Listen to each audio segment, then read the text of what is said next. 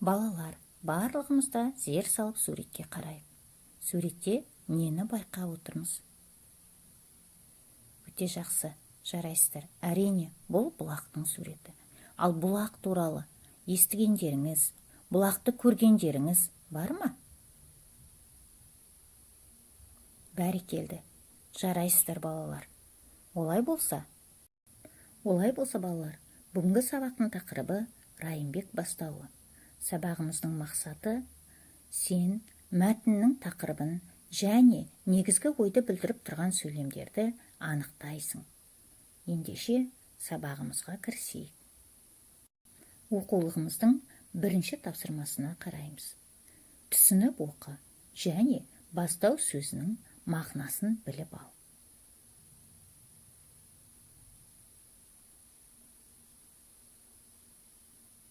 Оқып танысып болған болсақ, балалар, сонымен бастау деген сөз қандай мағына береді екен? Көш бастау, қол бастау, сөз бастау. Сонымен бастау дегеніміз жер асты суларының жер бетіне шығатын көзі. Оны бұлақ деп те атайды. Бұған дейінгі түсініп алған мәлімет бойынша бастау сөздеріне сәйкестендірейік. Керемет. Райымбек бастауы. Райымбек сарбаздары алғашқы күні сусыздықтан тарға бастады. Бүгін екінші күн. Шыдауға тура келеді, деді Райымбек жігіттеріне. Таң атып, жерге жарық түскенде тағы да су іздейміз. Тек бір адым шегінбейміз. Егер жер бетінде су жоқ болса, жер астынан шығарамыз. Райымбек қатты ойланып отырды да, орнынан атып тұрды. Қолына сүңгі алып, атқа да мінбей, көкойнақты жаяу жетектеп жүріп кетті. Атты жүре шалдырып, сайды өрлеп, аяңдап келеді. Жерден көз алмайды.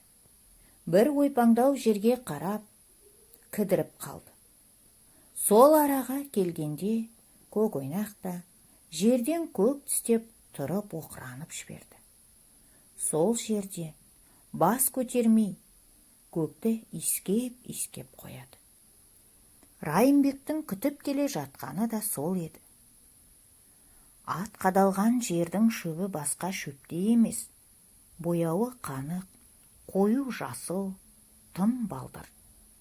Бойында судан тартқан нәрі бары ап-айқын көрінеді.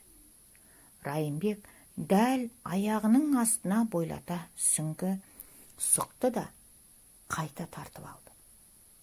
Жерге құлаш бойы енген сүңгінің ұшына лайлы топырақ жығылып шыққанда қуанып кетті. Содан әрі қарай үш қырлы найзаны сол алғаш сұққан орнына қайталап бірнеше рет шаншыды.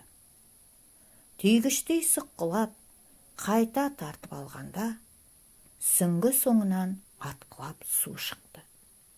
Қуанғанынан су деп дауыстап жіберді.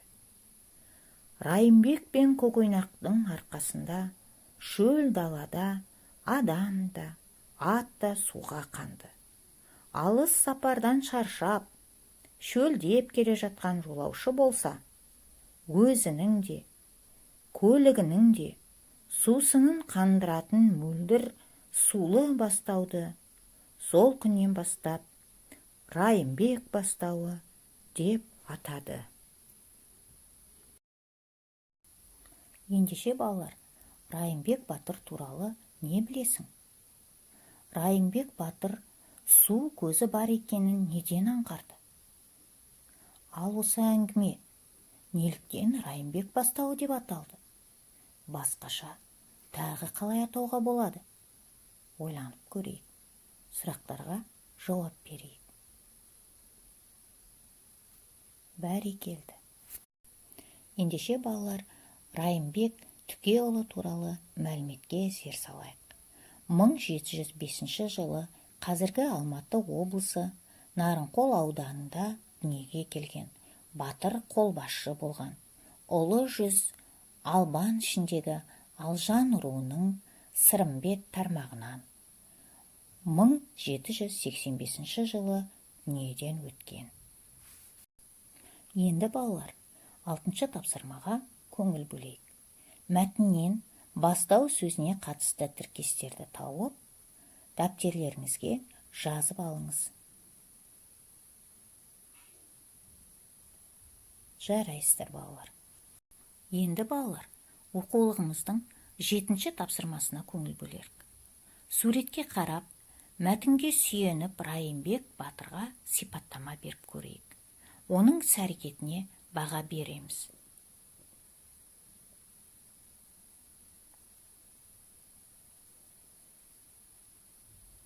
Жарайсыздар балалар, әр қайсыңыздың ойларыңыз кереметте жеткізілді. Балалар, бұлақ көрсең көзін аш дегенді қалай түсінесің? Бұл сіздердің әр қайсыңызға жеке тапсырма. 8-ші тапсырма бойынша үйден өз ойларыңызды айтуға дайындаламыз. Бүгінгі сабағымызда Жолдасбай Тұрлыбаевтың Райымбек бастауы атты мәтінімен таныстық. Үйден әр қайсыңыз мәтінді тағы да оқып, түсініп аламыз. Сабағымыз аяқталды. Сау болыңыз.